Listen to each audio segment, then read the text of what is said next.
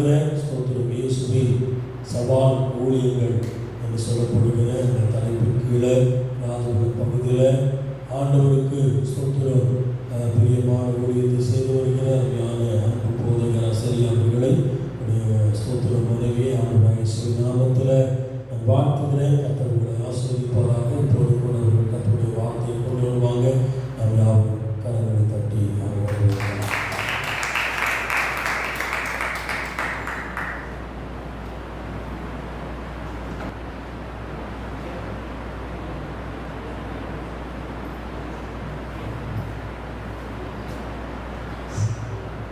நாம் வேதத்துக்கு நேராக திருப்பிக் கொள்வோமாக. ஏசாயா எழுதின தீர்க்க தரிசன புஸ்தகம், ஏசாயா எழுதின தீர்க்க தரிசன புஸ்தகம் 11ஆம் அதிகாரம் 2ஆம் வசனத்தை நாம் வாசிப்போமாக. ஞானத்தையும் உணர்வையும் அருளும் ஆவியையும் ஆலோசனையும் பலனையும் அருளும் ஆவியையும்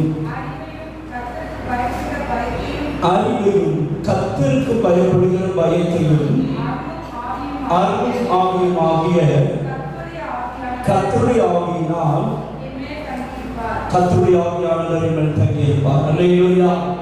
இந்த நாளிலே நாம் ஆவியானவர் தாசியோடு தியானிக்க போகிற தேவனுடைய வார்த்தை என்னவென்றால், ஞானத்தின் ஆவியை பெற்றுக்கொள் என்ற தலைப்பின் கீழாக நாம் தேவனுடைய வார்த்தையை தியானிக்க போகிறோம்.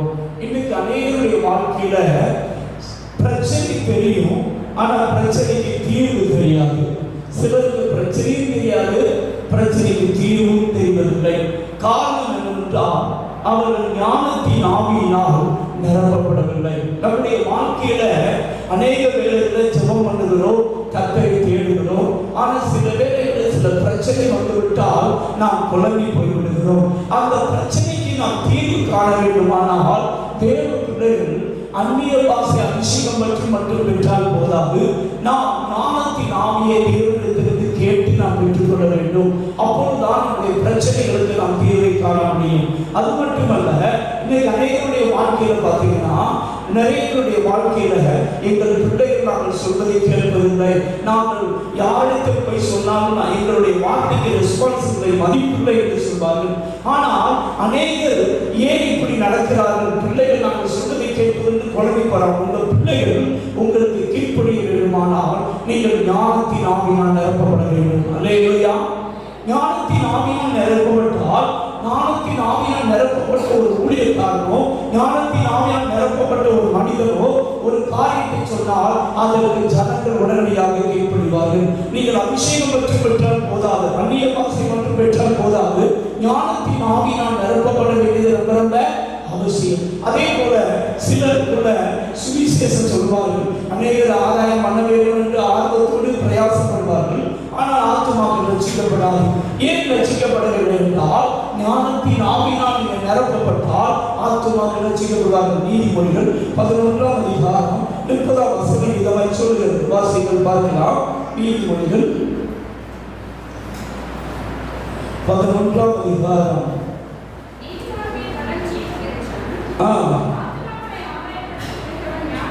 ஆத்துமாக்களை ஆதாயம் பண்ணி கொள்ளுகிறவன் எப்படிப்பட்டவன்? ஞானம் உள்ளவன். தேவ பிள்ளையே, நீ ஞானத்தின் ஆவியினால் நிரப்பப்பட்டா எல்லா இடத்திலையும் ஆத்துமாக்களை உன்னால் ஆதாயம் பண்ண முடியும். அல்லேலூயா. நீங்க அந்த அபிஷேகத்தை கேட்டு பெற்றுக் கொள்ள வேண்டும். எல்லாருக்கும் கர்த்தர் எல்லா அபிஷேகத்தை தருவதில்லை. அபிஷேகத்தின் மேன்மை தெரியாதவர்களுக்கு கர்த்தர் அபிஷேகத்தை தர முடியாது. இந்த பகுதியில் பார்த்தீங்க அப்படின்னா, கிரியை செய்கிற சில ஆவிகள் இருக்குது. இந்த 20 கிராமங்களையும் விபச்சார ஆவிகள் போராடுது. என்ன ஆவி போராடுது? திருட்டு தண்ணி நிறைய வீடுகளுக்குள்ள இருக்குது. இந்த 20 கிராமங்கள்ல பார்த்தீங்கன்னா இதுக்காக உத்தரவாதம் பண்ணி நீங்க செடிகளும் கத்தை எதிர்பார்க்கிறார். அது மாத்திரம் இங்க வந்திருக்கிற சிலர் பொய் சொல்றவங்களா இருக்கிறீங்க. எப்படிப்பட்டவங்களா இருக்கிறீங்க? பொய் எப்படின்னா நம்ம ஆண்கள் அதை வந்து பெருசாக நினைக்கவில்லை. ஏன்னா சின்ன பொய் பெரிய பொய் என்ன பொய்யே? சின்ன பொய்யே பெரிய பொய். இப்போ நீங்களாம் பொய் சொன்னீங்களா? சொல்லி எனக்கு கண்டுபிடிச்சிருவோம். கண்டுபிடிச்சிருக்காங்க. கண்டுபிடிக்கிறது என்னுடைய அழைப்பு. சரிதானா? நீங்களாம் பொய் சொல்றீங்களா? பொய் சொல்லி எனக்கு கண்டுபிடிச்சிருக்காங்க. அதாவது இப்போ ஒரு ஊருக்கு கிளம்பிட்டு இருக்கீங்க, ஒருத்தர் உங்களுக்கு ஃபோன் பண்ணுறாங்க. ஃபோன் பண்ணி எங்கே இருக்கீங்க? உங்கள் வீட்டு பக்கத்தில்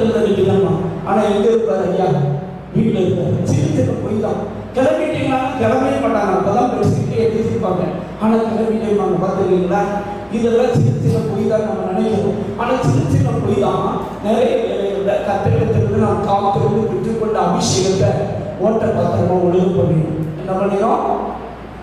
சின்ன சின்ன காரியங்களை கூட நம்ம உண்மையா இல்லை அப்படின்னா உள்ளதை உள்ளதென்றும் இல்லதை. ஆமா, நீங்க சாப்பிட்டீங்களா அப்படின்னா சாப்பிட்டேன்னு சொல்லணும். சாப்பிட்டேன்னா என்ன சொல்லணும்? சாப்பிடல என்ன செய்யணும் சொல்லணும். ஆனால் நம்ம மாற்றி பேசணும். பார்த்துருக்கீங்களா? சின்ன சின்ன காரியம் தான் நீங்க நினைக்கிறீங்க, ஆனால் அதில் சொல்ற பொய் தான். அதுக்கடுத்து உங்களை என்ன செய்யணும்? எதுக்கு தருணை சொல்ல வச்சிடணும்? பொய்யை அனைவரும் எவ்வளோ போய் சேருவாங்க சொல்லுங்க. கணவன் மனைவியிடத்தில் உண்மை இல்லை என்று நான் சொல்ல இருக்கிற சில உங்க கணவனா இடத்துல உங்க மனைவி இடத்துல நீங்க எப்படி இருக்கணும்? உண்மையா பொய் என்ன செய்யக்கூடாது, சொல்லக்கூடாது. ஆனால் நம்ம அது சகஜமா என்ன செய்யுது? பொய் சொல்றாங்க. அப்படி சொல்லி இருந்தீங்கன்னா ஆண்டு மனைவி கேட்டு என்ன செய்யுங்க? மனம் திரும்புங்கள். கர்த்தர் என்ன செய்கிறார்? எதிர்பார்க்கிறார். அதுபோல சில சண்டை போடுறீங்க. என்ன போடுறீங்க? சிலர் என்ன செய்றீங்க அப்படின்னா சண்டை போடுறதுக்கு வந்து ஜோம் பண்றீங்க. என்ன போட்டுட்டு வாயில தூசணமான வார்த்தைகள் வருது. இங்க வந்து அந்நிய பாஷை, வீட்டில் போனா அநியாய பாஷை. இங்க வந்து என்ன பாஷை? அந்நிய பாஷை. வீட்டுக்கு போனா என்ன பாஷை? அநியாய பாஷை பேசுறீங்க. இது ஆண்டவர் வந்து கூப்பிடுறார். அதுபோல சில வாலிப பிள்ளைகள் பெற்றோரை எதிர்த்து ரொம்ப பேசுறீங்க. நீங்க நினைக்கிறீங்க சின்ன சின்ன காரியம் தானே. ஆனால் அந்த சின்ன சின்ன காரியம்தான் தேவன் உங்களை நிரப்புவதற்கு, தேவன் உங்களை பயன்படுத்துவதற்கு, தேவன் உங்களை உயர்த்துவதற்கு தடைக்கல்லாக மாறிவிடும். மறந்துடாதீங்க.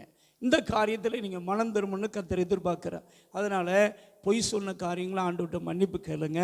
அதுக்கடுத்து சண்டை போடுறது, தூசணமான வார்த்தைகள் உங்கள் வாயில் உண்மை இல்லை அப்படின்னு ஆண்டவர் சொல்கிறார். சிலர் நாவு ரெட்ட நாக்கு உள்ளவங்களா இருக்கீங்கன்னா ஆண்டவர் சொல்கிறார். என்ன நாக்கு இருக்குது சொல்லுங்க? என்ன நாக்கு இருக்குது? ரெட்ட நாக்கு. பார்க்கும்போது அப்படியே ஆவு ஆவுன்னு பேசுறது. அங்கிட்டு போனோன்னே இவளை பற்றி எனக்கு தெரியாதவங்க, இவனை பற்றி எனக்கு தெரியாதவங்க அப்படின்னு சிந்தித்தாலும் பாவம் தான், பேசினாலும் பாவம் தான். தெரியுமா உங்களுக்கு? நிறைய பேர் சிலர் பேச மாட்டாங்க, ஆனால் சிந்தனையில் என்னவாங்க?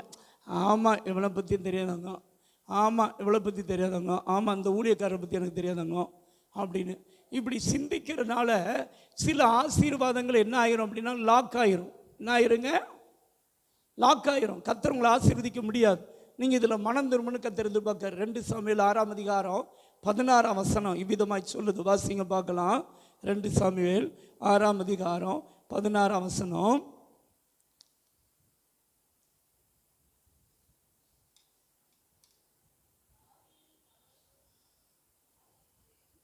தாவீது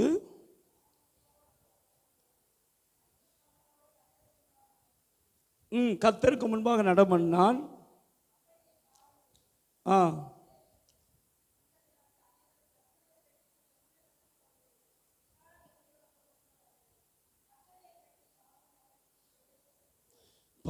மட்டும் வாசிங்க சிஸ்டர். அப்பொழுது தாவீதை மீகால் என்ன செஞ்சா? தன் உள்ளத்தில் அவமதித்தாள் அப்படின்னு போட்டிருக்கோம். பார்த்துருக்கீங்களா? தன் இருதயத்தில் என்ன செஞ்சா? அவனை வந்து என்ன செய்கிறா? அவமதித்தாலும் போட்டிருக்கோம். இன்னைக்கு நிறைய பேருடைய உள்ளத்தில் இருக்கிற ஒரு பெரிய பாவம் என்ன அப்படின்னா, கூட பிறந்தவங்களை மதிக்கிறது இல்லை. கல்யாணம் முடிஞ்சிருச்சுன்னா அண்ணன் தம்பி சித்தப்பா சித்தி ஃபேமிலி இருக்கும். பார்த்துருக்கீங்களா? உள்ளத்தில் அவமதிக்கிறவங்க ஏராளம். கொஞ்ச நாள் பழகிட்டோம் அப்படின்னாவே அவங்கள அற்பமாக என்றது, அவமதிக்கிறது, சரிதானா, அசால்ட்டாக பேசுறது, இது எல்லாமே கர்த்தர் உங்களை ஆசீர்வதிப்பதற்கு என்னதான் மாறிடும் தெரியுமா? தடை கற்களாக மாறிடும். என்னதான் மாறிடும்? சிலர் அப்படிப்பட்டவங்களாம் இங்கே இருக்கீங்க. உங்கள் உள்ளத்தில் நிறைய பேர் அற்பமாக என்றீங்க, அவமதிக்கிறீங்க. மாமனார் மாமியார் கூட பிறந்தவங்க சொந்த பந்தங்களை, கணவன் மனைவியை, மனைவி கணவனை அற்பமாக என்றது, அவமதிக்கிறது உள்ளத்தில் தான். நீங்கள் வெளியே பேசுவீங்க, வெளியே சூப்பராக பேசுவீங்க, வெளியே வந்து நீங்கள் ஹீரோ தான். ஆனால் ஆண்டவர் எதை பார்க்குறாரு தெரியுமா? நம்ம உள்ளத்தை பார்க்குறாரு. எதை பார்க்குறாருங்க? தாவீதை யார்? மீகால் வந்து தன் உள்ளத்தில் என்ன செய்கிறா? அவமதித்தாள். கடைசி வசனம் நீங்கள் வாசித்து பார்த்தீங்கன்னா, அது நிமித்தமாக கர்த்தர் அவளுக்கு குழந்தை பாக்கியத்தை லாக் பண்ணிடுவார். யார் லாக் பண்ணுறா? கர்த்தர் லாக் பண்ணுறாரு. மீகாலுக்கு கடைசி வரைக்கும் சாகு வரைக்கும் என்ன இல்லை, குழந்தை பாக்கியம். இங்கே உட்கார்ந்துருக்க சிலர் நிறைய காரியம் ஜெபிக்கிறீங்க, ரொம்ப சந்தோஷம். ஆனால் உங்கள் வாழ்க்கையில் சில அற்புதம் நடக்க மாட்டேங்குது. ஏன் தெரியுமா? நீங்கள் மற்றவங்களை அற்பமாக என்னதுனால, மற்றவங்களை அவமதித்ததுனால. சிலர் ஊழியக்காரங்களை நிறைய பேர் அற்பமாக என்றாங்க. ஊழியக்காரங்களை நிறைய பேரை பார்த்துட்டாலும் மக்களுக்கு அவமதிப்பு நிறைய வந்துடுது. தயவுசெய்து சொல்கிறேன், யாரை குறித்தும் சிந்திக்கிறதும் கவனமாக இருங்க, பேசுகிறதும் கவனமாக இருங்க. எப்படி இருக்கணும் சொல்லுங்கள்? எப்படி இருக்கணும்? சிந்திக்கிறதும் எப்படி இருக்கணும்? கவனமாக இருக்கணும். உன் சிந்தையை குறித்து கர்த்தர் நியாய தீர்ப்பினால கணக்கு கேட்பார். தெரியுமா உங்களுக்கு?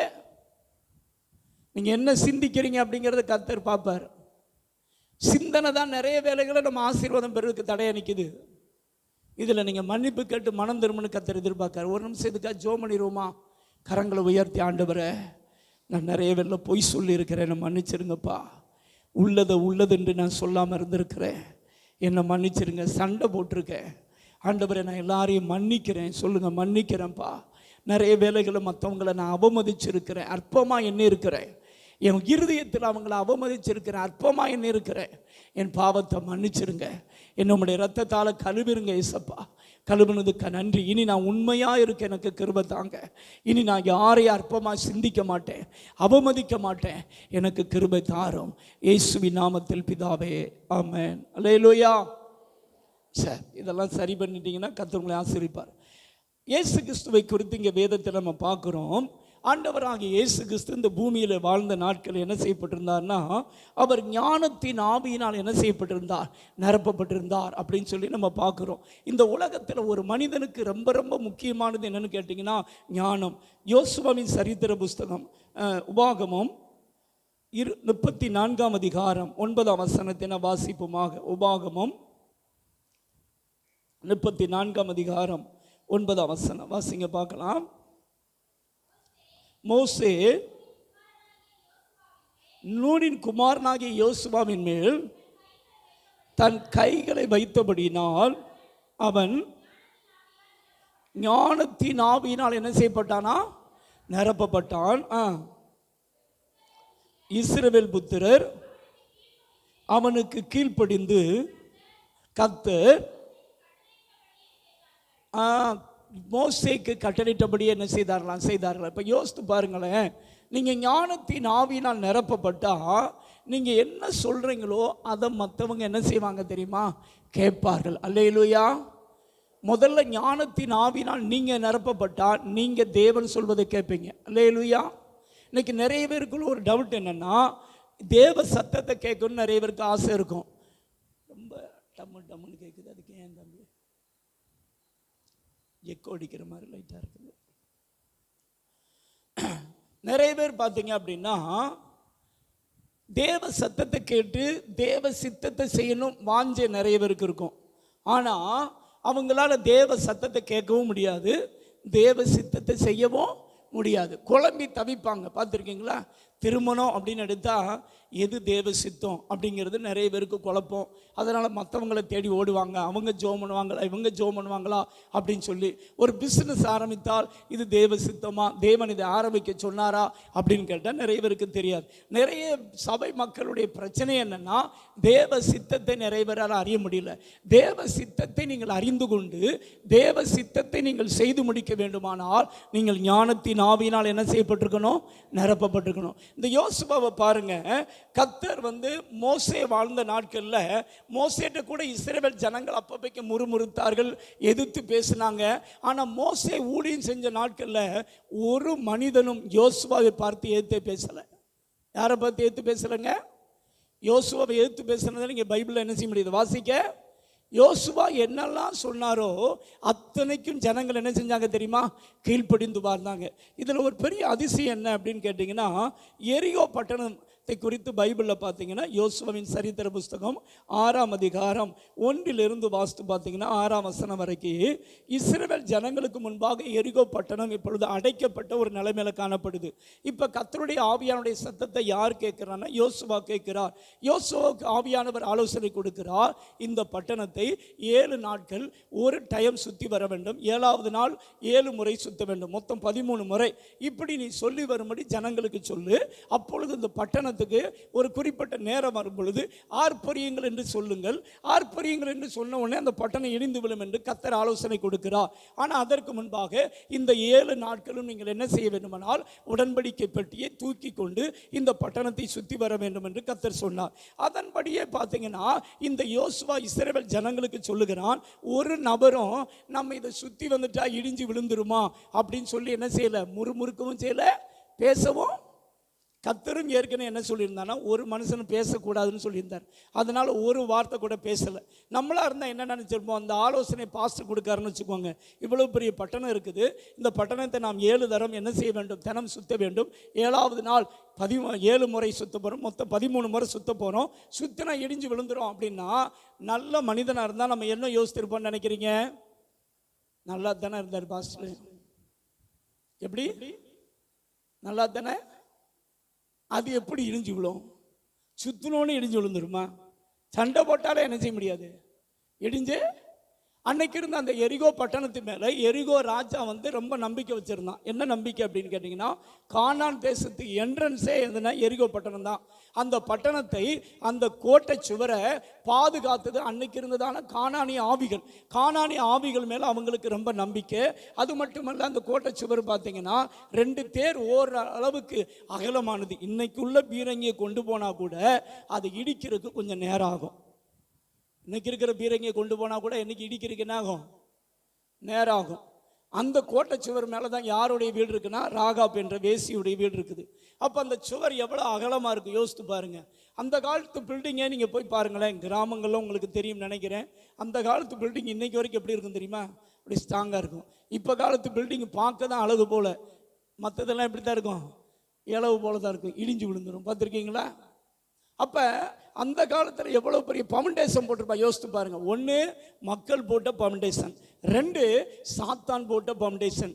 சாத்தான் அங்கே பவுண்டேஷன் போட்டு வச்சிருக்கான். பல ஆண்டுகளாக மக்களை அடிமைத்தனப்படுத்தி வைத்திருக்கிறான். இதுக்கு ஆவியானவர் சொன்ன ஒரே ஆலோசனை 13 முறை சுற்றி வரணும். இந்த ஆலோசனைக்கு மக்கள் கீழ்ப்படிய முடியுமா கேட்டால் கண்டிப்பாக நடக்கிற காரியம் கிடையாது. ஆனால் யோசுவா ஞானத்தின் ஆவினால் நிரப்பப்பட்ட பொழுது பிரச்சனை என்ன, பிரச்சனைக்கு தீர்வு என்ன என்பதை ஆவியானவர் வெளிப்படுத்தினார். அல்லேலூயா. தேவ பிள்ளையே, உன் வாழ்க்கையில், உன் சந்ததியில், உன் குடும்பத்தில் பல ஆண்டுகளாக சில போராடிக்கிட்டே நீ போராடி ஜெபம் பண்ணுவ. ஜெபம் பண்ணுற நேரம் விடுதலை கிடைக்கும், அதுக்கடுத்து திரும்ப அந்த ரிட்டன் பிசாசு போராடுவான். ஜெபம் பண்ணுற நேரம் நல்லா இருக்கும், பலபடிக்கு அந்த போராட்டங்கள் அதிகரிக்கும். ஆனால் இதெல்லாம் எப்போ மாறும் தெரியுமா? ஞானத்தின் ஆவினால் நீ நிரப்பப்பட்டால், வெளிப்பாட்டின் ஆவியானவர் பிரச்சனைக்கு முன்னாடி நின்ன உடனே பிரச்சனை என்ன, பிரச்சனைக்கு தீர்வு என்னங்கிறதை கர்த்தர் வெளிப்படுத்துவார். அல்லேலூயா. இப்போ உங்களுக்கு தேவை என்ன? நிறைய பேர் அந்நிய பாஷை பேசுகிறோம். சிலர் கிருபை கிடைத்தால் போதும் நினைக்கிறாங்க. ஐயா, கிருபை மட்டும் போதாது, கிருபை பிளஸ் ஞானம் ரொம்ப ரொம்ப ரொம்ப அவசியம். அல்லேலூயா. கிருபை இந்த பூமியில நீ வாழ்வதற்கு உதவும், ஆனால் ஞானம் நீ உயர்த்தப்படுவதற்கு உதவும். அல்லேலூயா. நீ உயர்த்தப்பட வேண்டுமானால், நீ கனப்படுத்தப்பட வேண்டுமானால், உன்னுடைய பிரயாசத்தின் பலனை நீ உன் கண்ணால் பார்க்க வேண்டுமானால் உனக்கு தேவை ஞானத்தின் ஆவி. இன்னைக்கு எத்தனை பேர் ஊழியம் செய்கிறாங்க? ஊழியம் செய்கிற எல்லாரும் உயர்த்தப்படுவதில்லை. நீங்கள் நல்லா கவனிக்கணும். பிரயாசப்படுகிற எல்லாரும் உயர்த்தப்படுவதில்லை. கஷ்டப்பட்டு படிக்கிறவர்கள் எல்லாரும் முன்னேறுவதில்லை. யார் உயர்த்தப்படுவார்கள்? ஞானத்தின் ஆவினால் எந்த மனிதன் நிரப்பப்பட்டிருக்கானோ அந்த மனிதன் கனப்படுத்தப்படுவான், அந்த மனிதன் உயர்த்தப்படுவான், அந்த மனிதனுடைய சொல்லுக்கு எல்லாரும் கீழ்ப்படிந்து நடப்பார்கள். அல்லேலூயா.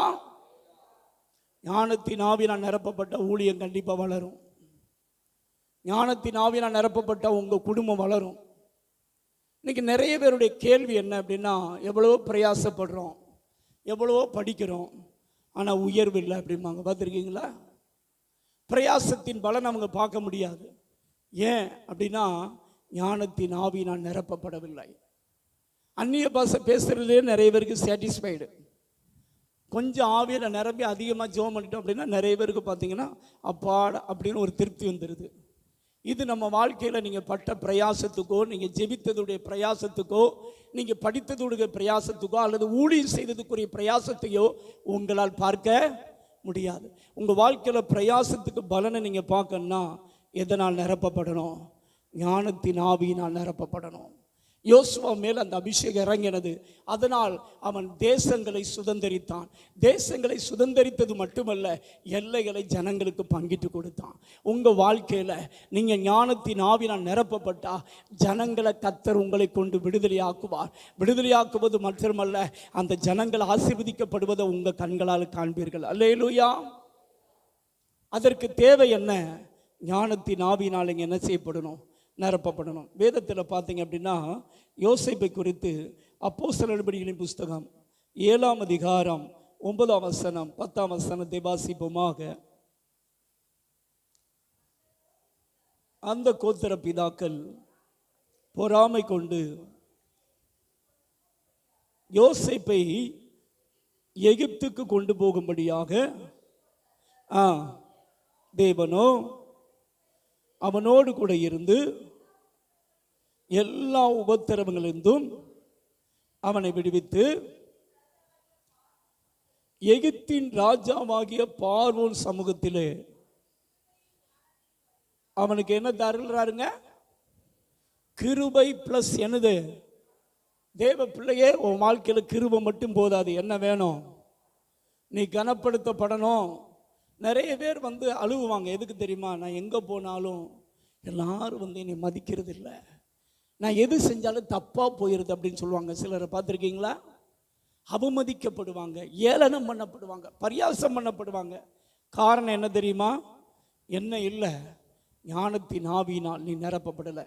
2 வித ஞானம் இருக்குது. சாத்தான் கொடுக்குற உலக ஞானம் இருக்குது, அது வேற. சரிதானே? தேவ ஆவியானவர் கொடுக்கிற ஞானம். இப்போ நம்ம பேசுறது பரிசுத்த ஆவியானவர் கொடுக்கிற ஞானம். அல்லேலூயா. பரிசுத்த ஆவியானவர் கொடுக்கிற ஞானத்தை நீ பெற்றுக்கொள்ள வேண்டும் அப்படின்னு சொல்லி கர்த்தர் விரும்புகிறார். இங்கே நம்ம பார்க்குறோம், யோசேப்பு பாருங்க, பார்வோன் சமூகத்தில் போய் நிற்கிறான். அங்கே ராஜாவே கலங்கி போய் நிற்கிறார். யார் கலங்கி போய் நிற்கிறான்? ராஜா கலங்கி போய் நிற்கிறார். நீங்கள் ஆதியாகமம் 41ஆம் அதிகாரம் 15லிருந்து 33 வரைக்கும் வாசித்து பார்த்தீங்க அப்படின்னா அங்கே ராஜா கலங்கின அந்த சொப்பனத்தை பார்க்க முடியும். ராஜா 2 சொப்பனங்களினால கலங்கி போய் நிற்பார். வாசிங்க பார்க்கலாம். 15ஆம் அதிகாரம் 41ஆம் அதிகாரம் 15லிருந்து வாசி. பார்வோன் யோசேப்பை நோக்கி, ஒரு சொப்பனம் கண்டேன், அதை அர்த்தத்தை சொல்ல யார் இல்லையா? நல்லா கவனிங்க. யோசேப்பு உயர்த்தப்பட்டதுக்கு காரணம் என்ன தெரியுமா? ஞானத்தின் ஆவி. உலகமே விக்கிரக ஆராதனை நிரம்பி இருக்குது, ஆனால் ஞானத்தின் ஆவியால் நிரப்பப்பட்ட மனிதன் கனப்படுத்தப்பட்டான். அல்லேலூயா. நம்மளை சுற்றி உலகம் எப்படி இருக்கலாங்க? நீங்கள் ஞானத்தின் ஆவியால் நிரப்பப்பட்டா எல்லாராலும் கனப்படுத்தப்படுவீங்க. அல்லேலூயா. இல்லைன்னா நீங்கள் 10ஓட 1 11. எப்படி?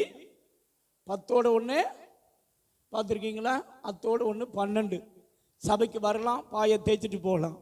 ஆவியில் நிரம்பலாம், பாயை தேய்ச்சிட்டு போகலாம்.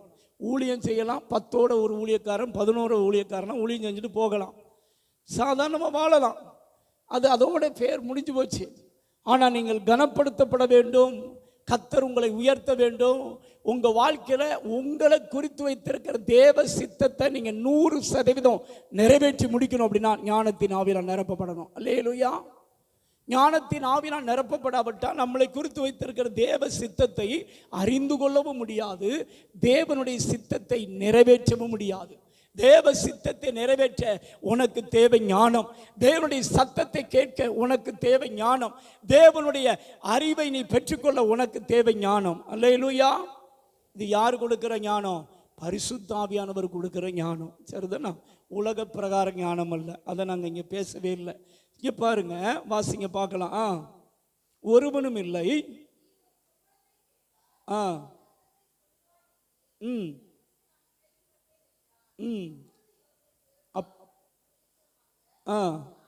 நான் அல்ல, தேவனே மங்களகரமான உத்தரவு அருளி செய்வாராக. பார்வோன் யோசேப்பை நோக்கி, நதி ஓரத்தில் நின்று கொண்டிருந்தேன், அழகும் புஷ்டியுமான 7 பசுக்கள்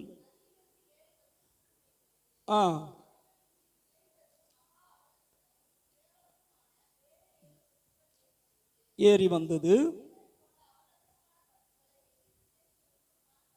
கண்டதில்லை. எகிப்து தேசம் முழுதும் நான் கண்டதில்லை. கேவலமும் அபலட்சணமான பசுக்கள் கொழுமையான முந்தின 7 பசுக்களையும் பட்சித்து போட்டது. இவைகள் வயிற்றுக்குள் போயும் தோன்றாமல் முன் இருந்தது போலவே அபலட்சணமாய் இருந்தது. விழித்து கொண்டேன். பின்னும் நான் என் சொப்பனத்திலே நிறைமேனியுள்ள 7 நல்ல கதிர்கள் ஒரே தாளிலிருந்து ஓங்கி வளர கண்டேன். பின்பு சாவியானவைகளும் கீழ்காற்றினால் தீந்து பதறானவைகளுமான 7 கதிர்கள் முளைத்தது. சாவியான கதிர்கள் அந்த நல்ல 7 கதிர்களையும் விளங்கி போதும். இதுக்கடுத்து நீங்கள் வீட்டில் போய் வாசிக்கோங்க, நமக்கு நேரம் இல்லை. இங்கே கவனிங்க, 2 சொப்பனத்தை பார்வோன் கண்டுபிடிக்கிறான். அங்கே இருக்கிற மந்திரவாதிகள் எல்லாத்தையும் கூப்பிட்டு அவங்கள்ட்ட கேட்குறான். ஒருத்தராலும் அந்த சொப்பனத்துக்கு விளக்கத்தை என்ன செய்ய முடியல, தர. ஆனால் ஞானத்தின் ஆவினால் யோசேப்பு நிரப்பப்பட்டான் பாருங்க. போய் நின்ன உடனே அவங்க பிரச்சனையை கேட்குறான். பிரச்சனை என்ன, பிரச்சனைக்கு தீர்வு என்ன அப்படின்னு ஆலோசனை கொடுக்குறான். அல்லேலூயா. நீங்கள் இதை வாசித்து பாருங்க. ராஜாவே, முதல் 7 வருஷம் செழிப்பு வரப்போகுது. அடுத்து 7 வருஷம் தேசத்தில் என்ன வரப்போகுது, பஞ்சம் வரப்போகுது. இந்த செழிப்புள்ள காலங்களில் பஞ்ச நாட்களில் எகிப்து தேசம் அழிந்து போகாதபடிக்கு நீங்கள் ஒவ்வொருத்தங்கிட்டே 2 பங்கு அரிசியை மூட்டையை வாங்கி என்ன செய்யணும், 10ல் 2 மூட்டை சேர்த்து வச்சிங்கன்னா அந்த பஞ்ச காலத்தில் நீங்கள் வாழலாம்னு ஆலோசனை கொடுப்பான். உடனே ராஜா, தேவ ஆவியை பெற்ற உன்னை போல வேறு ஒருவனும் இல்லை என்று சொல்லி அவனை கனப்படுத்தி அந்த எகிப்து தேசம் முழுமைக்கு அவனை அதிகாரியாக மாற்றி உயர்த்தினான். அல்லேலூயா. நீங்கள் இந்த பைபிளை வாசித்து பார்த்தீங்க அப்படின்னா, இந்த எகிப்து தேசம் முழுதுக்கும் நான் உன்னை அதிகாரியாக மாற்றினேன். உன் உத்தரவில்லாமல் ஒருவனாகிலும் தன் நாவையாலும் தன் கையாகிலும் அசைக்கக்கூடாது அப்படிமா. அல்லேலூயா. எவ்வளோ பெரிய அத்தாரிட்டி யோசித்து பாருங்க. அந்த அதிகாரம் எப்போ கிடைச்சது? யோசேப்புடைய வாழ்க்கையில் உயர்த்தப்பட்டதுக்கு காரணம் என்ன? அவனுக்கு தரிசனம் இருந்தது. ஆனால் தரிசனம் நிறைவேறுவதற்கு தேவை ஞானத்தின் ஆவி. அல்லேலூயா. இன்னைக்கு நிறைய பேருக்கு தரிசனம் இருக்குது, ஆனால் தரிசனம் நிறைவேறுவதில்லை. தரிசனம் என்ன செய்வதில்லை? நிறைய பேர் பார்த்தீங்கன்னா ஆரம்பத்தில் ஊழியத்துக்கு வரும் பொழுது, ஆரம்பத்தில் சபைக்கு வரும் பொழுது நிறைய தரிசனத்தை கத்தர் கொடுத்திருப்பார். கத்தர் இப்படி பயன்படுத்தி அப்படி பயன்படுத்தின்னு. ஆனால் நிறைவேறுச்சா அப்படின்னு கேட்டால் விரல் விட்டு தான் என்ன முடியும். தரிசனம் நிறைவேற வேண்டுமானால் நமக்கு தேவை என்ன தெரியுமா? ஞானத்தின் ஆவியும் கிருபையும் நமக்கு தேவை. கிருபையும் ஞானமும் நிரப்பப்பட்டவனா நின்னாம் பாருங்க. கத்தர் 7 வருஷம் பஞ்சத்தை உலகம் முழுவதுக்கும் இவன் போஷிக்கத்தக்கதாக கத்தர் உயர்த்தி காட்டினார். அல்லேலூயா. தேவ பிள்ளையே, நீ மட்டும் ஞானத்தின் ஆவியால் நிரப்பப்பட்டா உங்கள் தெருவில் உள்ளவங்க, உங்கள் ஊரில் உள்ள கவுன்சிலரு, அதிகாரிகள் எல்லாரும் உங்களை தேடி வருவாங்க. ஆண்டவர்கிட்ட நீங்கள் போராடி ஜெபிக்கணும். இது எல்லாருக்கும் கத்தர் தருவதில்லை. யார் விசுவாசத்தோடு போராடி ஞானத்தின் ஆவி எனக்கு தாரும் சொல்லி உறுதியாக பிடிக்கிறாங்களோ அவங்களுக்கு கத்தர் தருவார். ஞானத்தின் ஆவி என்பது வெளிப்பாட்டின் ஆவி. அல்லேலூயா. ஞானத்தின் ஆவிங்கிறது என்ன ஆவிங்க?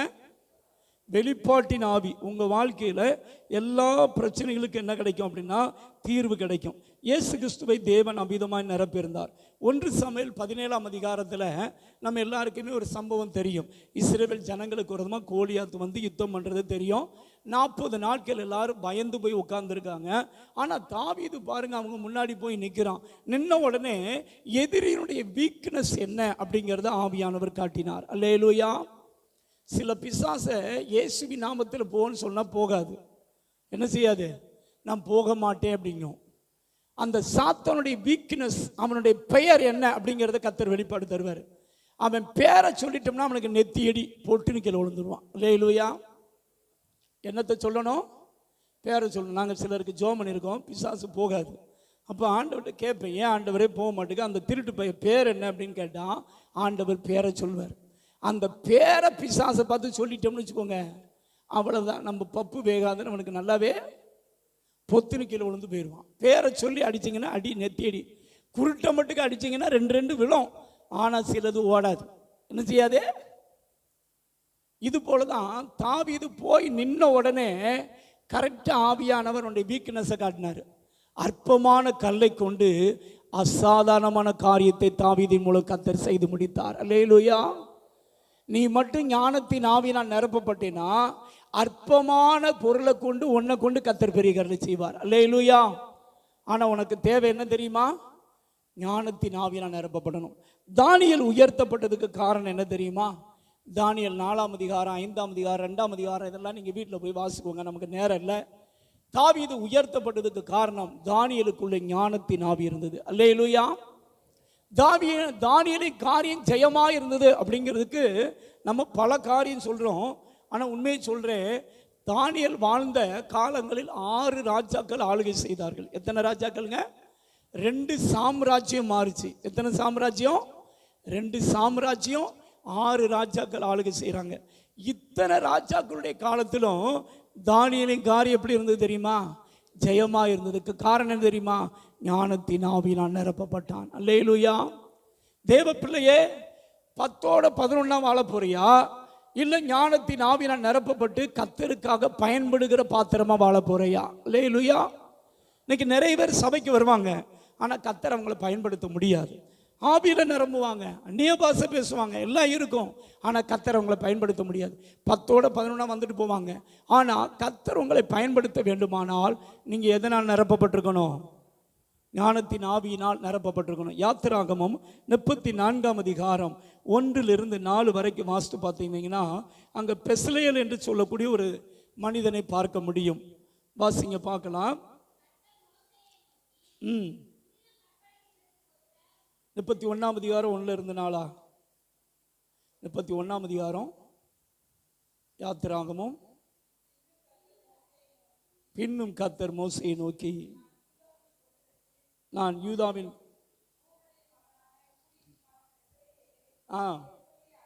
பெயர் சொல்லி அழைத்து வினோதமான வேலைகளை அவன் யோசித்து செய்கிறதுக்கும்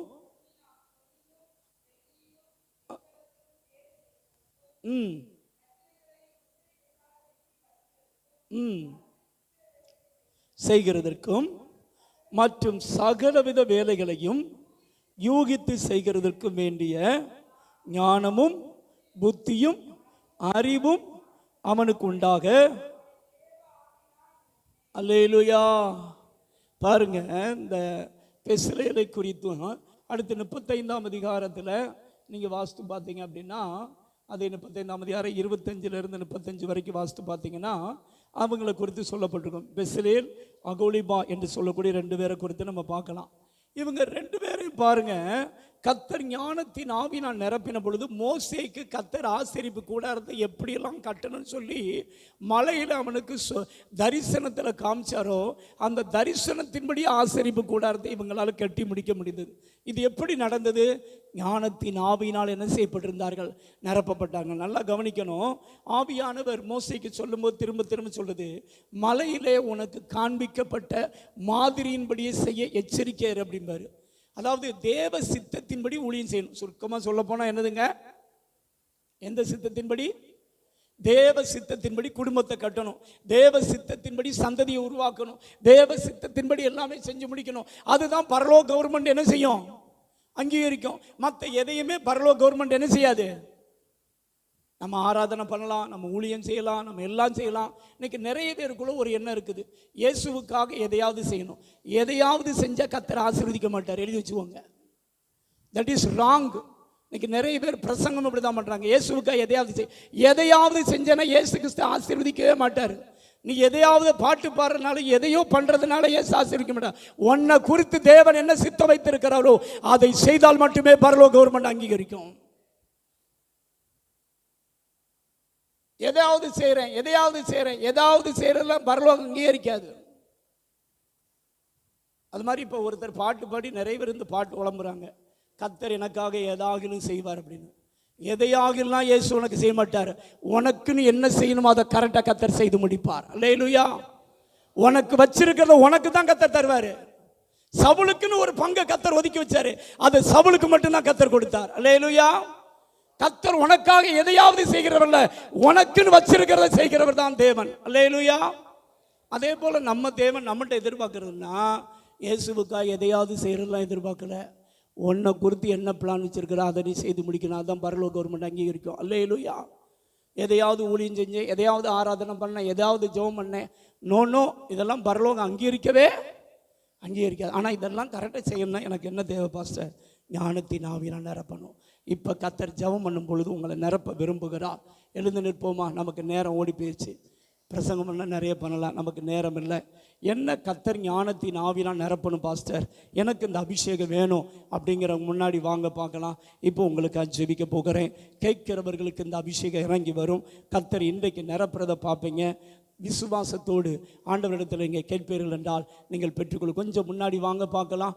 உங்களுக்கு ஜெபிக்க விரும்புகிறேன். எனக்கு இந்த ஞானத்தின் ஆவி வேணும். நான் என்னை குறித்து வைத்திருக்க தேவ சித்தத்தை செய்ய விரும்புகிறேன். தேவன் என்னை குறித்து வைத்திருக்க தேவ சித்தத்தை அறிந்து அதை மட்டும் நான் செய்ய விரும்புகிறேன். எனக்கு அந்த அபிஷேகம் வேணும் அப்படிங்கிற கண்ணை மூடி வலது கரத்தை உயர்த்தி எல்லாரும் கரங்களை உயர்த்தி ஜோமனோமா. இப்போ கத்தை நிரப்பும்படி இறங்கி வந்திருக்கிறா. Thank you master, thank you master, thank you lord. வாய்களை திறந்து கர்த்தர் உங்கள் கொண்டு ஊழியத்தில் பயன்படுத்த விரும்புகிறார். சகோதரி, கர்த்தர் அந்த அபிஷேகத்தை தர விரும்புகிறார். ஆத்தும பார தாகம் இந்த அபிஷேகம் இறங்கினா நீங்கள் சுவிசேஷம் சொல்லும்போது ஆத்துமாக்கள் ரட்சிக்கப்படும். கர்த்தர் உங்களுக்கு ஞானத்தை தரும்படி இறங்கி வந்திருக்கிறத பார்க்குறேன். தேங்க்யூலோ. வாயை திறந்து கேளுங்க. எல்லாரும் ஆண்டவர் கேட்கும்படி விரும்புகிறார். வாயை திறந்து, ஏசப்பா என்னை உங்களுடைய ஞானத்தின் ஆவினால் நிரப்புன்னு சொல்லுங்க பார்க்கலாம். ஞானத்தின் ஆவினால் நிரப்பு கேளுங்க பார்க்கலாம். வாயை திறந்து கேளுங்க. வாயை திறங்க. கர்த்தர் அப்போ தான் நிரப்ப முடியும். Thank you Lord, thank you Lord, thank you Lord, thank you Lord, thank you Master. நன்றி அப்பா. பரலோக பிதாவே, எனக்கு நீங்க கொடுத்த வார்த்தையை இப்போ உங்க பிள்ளைகளுக்கு அடியேன் ஆவியான ஒத்தாசையோடு சொல்லிட்டேன். நீங்க உங்க வார்த்தையின்படி இப்ப இறங்கி வாங்க. இவர்கள் ஒவ்வொரு பாத்திரங்களையும் கர்த்தர் தம்முடைய ஞானத்தின் ஆவியினால் நிரப்பும்படி ஜெபிக்கிறேன். thank you Lord, thank you Lord, thank you Lord. வானம் திறக்கப்படும்படியா உமக்கு சோதரம். தாகமுள்ளவன் மேல் தண்ணீரை ஊற்றுவேன் என்றீ, வறண்ட நிலத்தில் ஆறுகளை ஊற்றுவேன் என்றீ.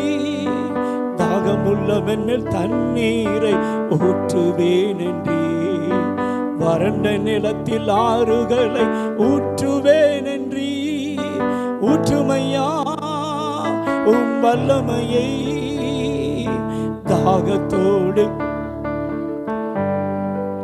ஆமே ஊற்றுமையா உம் வல்லமையை, தாகத்தோடு காத்திருக்கிறோ.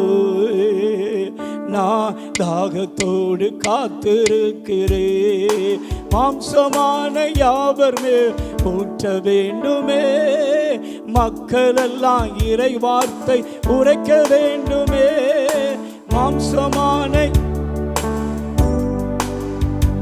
அமேன் மக்களெல்லாம் உரைக்க வேண்டுமே. ஊற்றுமையா உம் வல்லமையை, தாகத்தோடு காத்திருக்கிறேன். கேளுங்க பார்க்கலாமே. ஊற்றுமையா உம் வல்லமையை, தாகத்தோடு காத்திருக்கிறேன். நான் தாகத்தோடு காத்திருக்கிறேன். முதியர் மேலும் இளைஞர் மேல் ஊற்ற வேண்டுமே. கனவுகள் காட்சிகள் காண வேண்டுமே. கேளுங்க. இளைஞர் மேலும் அமே காண வேண்டுமே. ஊற்றுமையா உம் வல்லமையை, தாகத்தோடு காத்திருக்கிறோ. நாங்கள் தாகத்தோடு காத்திருக்கிறோ. ஊற்றுமையா கர்த்தர் இறங்கி வருகிறார். கேட்கிறவர்கள் பெற்றுக்கொள்றீங்க. பரலோக பிதாவே, இயேசுவின் நாமத்தினாலே இவர்கள் ஒவ்வொருவருக்காக ஜெபிக்கிறேன். இப்பொழுது இயேசுவின் நாமத்தில் வானம் திறக்கப்படுவதாக. கர்த்தர் தம்முடைய ஞானத்தின் ஆவியினால் இவர்கள் ஒவ்வொருவரையும் இப்ப நிரப்பும்படியா உமக்கு சோதரம். இப்ப பெற்றுக்கொள்ளுங்க. கர்த்தருடைய அபிஷேகம் இறங்கி வருகிறது. ஞானத்தின் ஆவியினாலே கர்த்தர் நிரப்புறார். சகோதரி நிரப்புறார். கர்த்தருடைய வல்லமை இறங்குகிறது.